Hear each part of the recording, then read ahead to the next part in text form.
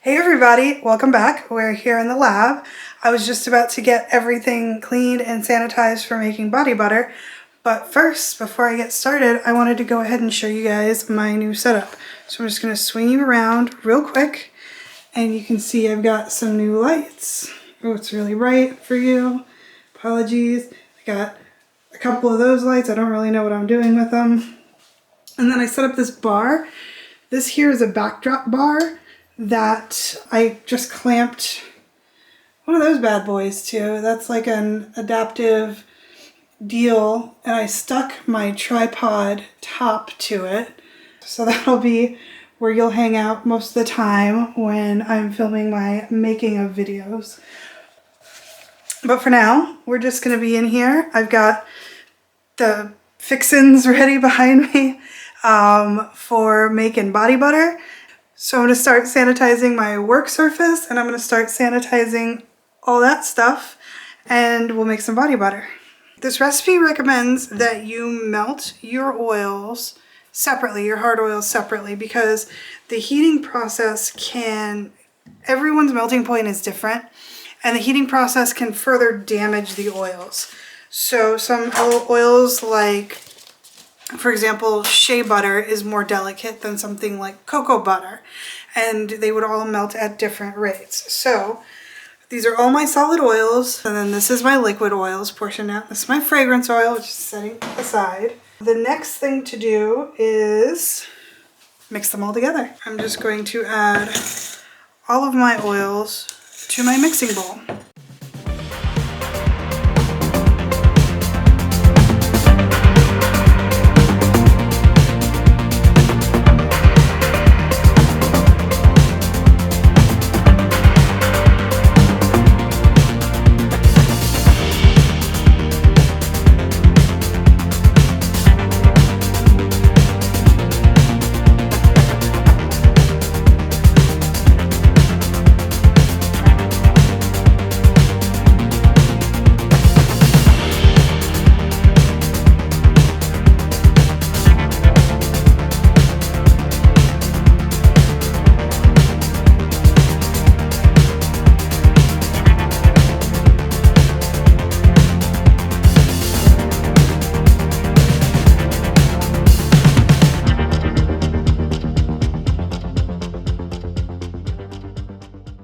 So I'm going to stir to combine these really, really well.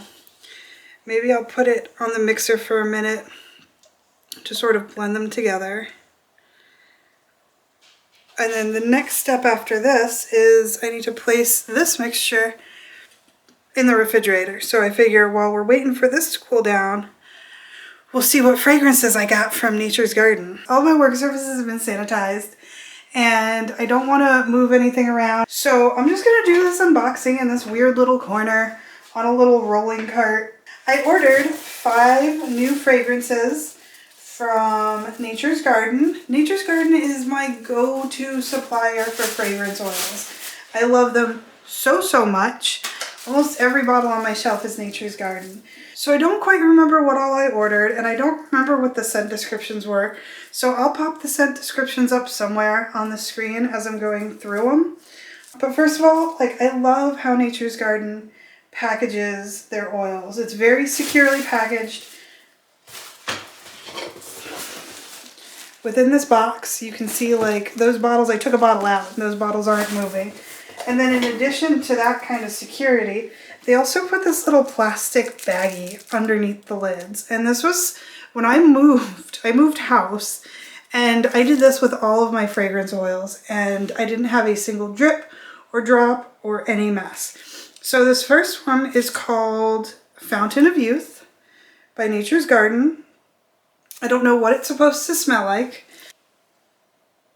It's a little fruity. It's interesting. It's a little fruity. It's a little floral. It's a little green. It actually probably would have made a really nice body butter. So maybe we'll see that scent in the future. Next we have Narcissist. If I recall, I was looking for some Valentine's Day fragrances. I don't know what it smells like. I like it. It's a very feminine, it's like very floral and musky. I don't know. I don't know my fragrances. This is one of the hardest things for me is describing fragrances. This one is called, I really liked the name of this. This one's called Sherlock Homey. And if I remember correctly, it said something about tobacco and bergamot. And I love pipe tobacco smell and I love bergamot smell, so I figured this would be a nice fragrance. I love this. I can see this maybe being a shaving cream. Definitely gonna be a good soap. I'm really excited to make this into a soap. This one, Stormy Nights. That's a cool sounding smell. It smells really fresh. It's got, right out of the bottle, it has a little bit of a laundry smell, but I think that's because all those fabric softeners and whatnot, they're always describing themselves as like mountain air and a winter wind, right? So Stormy Nights, it's got a little bit of an ozone smell. If I have to attach like a feeling or a memory to something like this feels like being cuddled up under the covers on a stormy night watching movies or sitting by the fire and reading a book. Like this smells really cozy and just sort of like you just want to kind of cuddle up with your favorite blankie and your favorite book. Got Breezes and Sunshine. This smells really, really good. This straight up smells like the beach. I grew up in Florida. It's a peninsula. I went to the beach all the time. I was never into the beach. But instantly, when I smelled this, it reminded me of being a kid, going to the beach, like going home after a long day at the beach. Like none of these scents is necessarily dominant, but it smells a little bit like suntan lotion, a little bit like you've got that salty sea water drying onto your hot skin, a little bit like warm sand. This is a really cool fragrance. This is probably going to be a really nice salt soap. That's my plan. I gotta order some molds to make a salt soap. And so that's it. There we go. This is a sneak peek into the 5 fragrances I'll probably be using for February. I've got some others that I may or may not be using for February, but I like to have 5 bars of soap. So we've got Breezes and Sunshine, Sherlock Homey. I don't think I'm going to change the name of this because I think that's hilarious. We've got Fountain of Youth, Narcissist, and Stormy Nights. So I'm going to get these put up onto my shelf and I'm going to start thinking about how to design these, and it's time for me to go check on my hard oil. The oils have begun to re-solidify, so it is time to whip them up. So right now we are going to whip them until they've doubled in size. So this might take some time.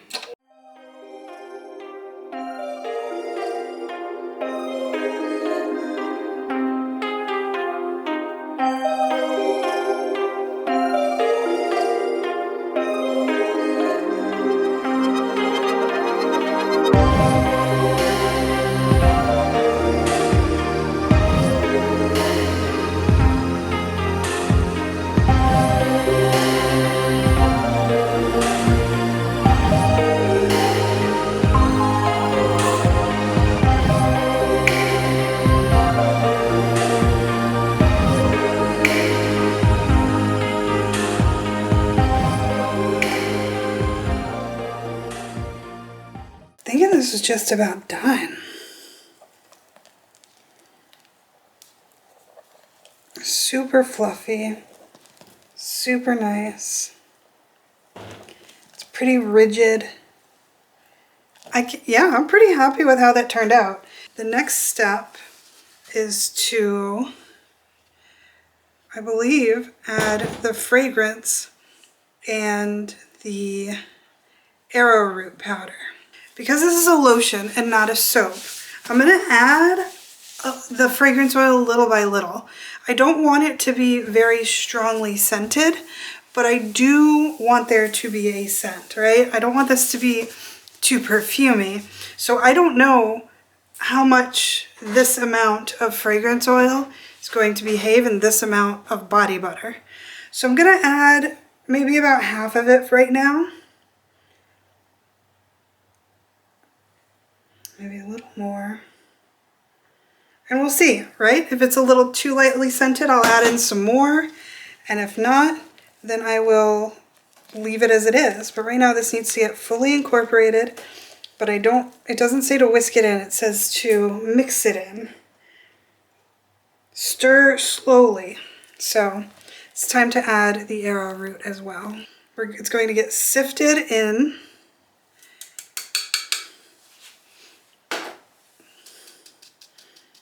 And this just makes it nice. It just ensures that it's nice and fine, prevents any clumps or lumps that I'll have to break down later. And I'm just folding this exactly how I would fold in any type of, you know, meringue or any other pastry, right?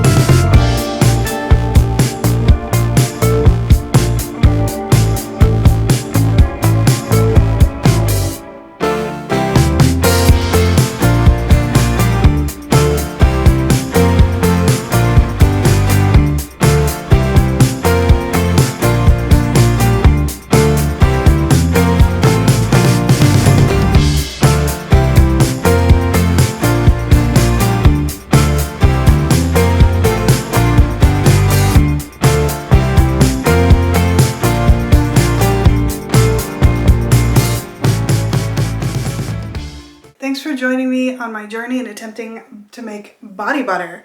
I say attempting to make because it's the next day, I'm fresh out of the shower. I gave this a try and it turns out I made a few rookie mistakes making this batch that this turned into a pretty big fail. So the first mistake I made making this body butter was using this cocoa butter. This is fantastic, organic, high quality undeodorized cocoa butter. It has an extremely strong chocolatey smell, almost sickly, like to the point where it's just, it's so potent in the final product that mixing this with the fragrance specifically that I chose, this clover and aloe, it's a very bad combination. Not good. I put it on right after my shower and immediately had to wash it off.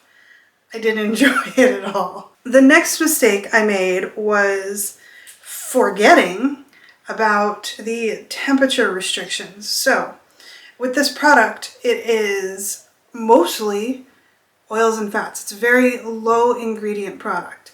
When you make lotions, you use things like emulsifying wax, water, and preservatives to, like the emulsifying wax helps the oils and the water emulsify together and maintain its nice lotiony feel.